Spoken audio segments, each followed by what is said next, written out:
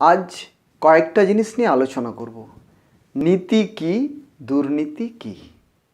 তাহলে নিয়ন্তার নিয়মটাই হলো নীতি। নিয়ম কি? যা পূর্বাপর একই থাকে। পূর্বাপর জিনিসটা কি? যা অতীতে ছিল, বর্তমানে আছে, ভবিষ্যতেও থাকবে, সেটাই হলো নীতি। তাহলে নিয়ন্তার নিয়ন্ত্রণ বা ন্যায়টাই হলো নীতি, যা কখনো বদলায় না, কখনো হেরফের হয় না, যা নিত্য শাশ্বত চিরন্তন, সেটাই হলো নীতি বা ন্যায়। ন্যায় নিজের ভালো করে, অন্যেরও ভালো করে। ন্যায় শত্রু মিত্র সবার পক্ষেই কল্যাণকর।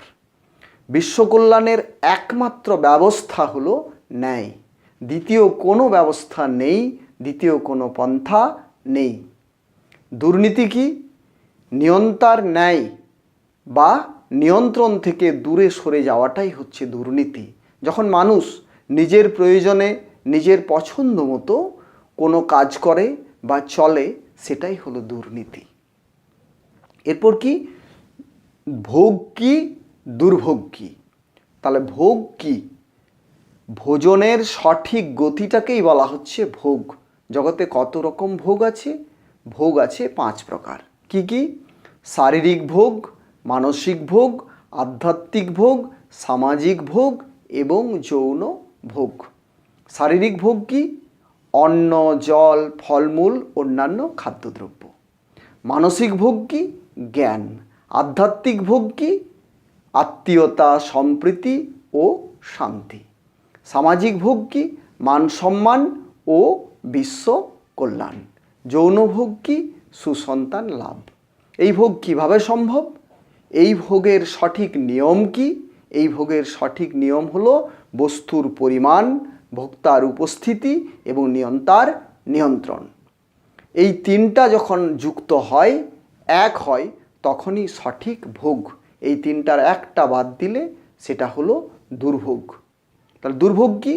ভোগের বিপরীত ভাবটাই হচ্ছে দুর্ভোগ। ভোগ থেকে দূরে সরে যাওয়াটাই হচ্ছে দুর্ভোগ। কীরকম? মানসিক ভোগ বা শারীরিক ভোগ। শারীরিক ভোগ হচ্ছে অন্ন। এই অন্ন যদি পচা, বাসি, দুর্গন্ধযুক্ত হয়, পরিমাণ সঠিক না থাকে, তখন সেটা হয়ে যাবে শরীরের পক্ষে ক্ষতিকর। মানসিক ভোগ জ্ঞান। যদি মানুষ জ্ঞান লাভ করতে না পারে, তাহলে অজ্ঞানতা তাকে কি করবে? ছেয়ে ফেলবে, অজ্ঞানতা ঘিরে ফেলবে। অজ্ঞানতার অন্ধকারে সে ডুবে যাবে। সে মানসিকভাবে খারাপ থাকবে, মানসিকভাবে বিচলিত থাকবে, যেটা সমাজের পক্ষে ক্ষতিকর। আর কি? আধ্যাত্মিক ভোগ যদি তার সঠিক না হয়, তখন তার কি অসুবিধা হবে? সে তখন আত্মীয় চিনতে পারবে না, নিজেকে চিনতে পারবে না, সে সংঘর্ষে জড়িয়ে পড়বে, অশান্তিতেই জড়িয়ে পড়বে।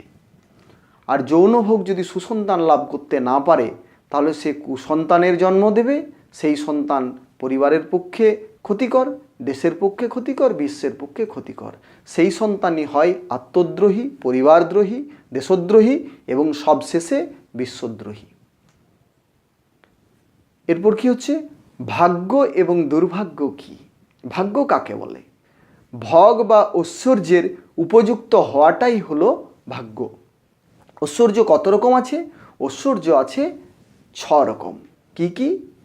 মান, যশ, শ্রী, বিবেক, জ্ঞান, বৈরাগ্য।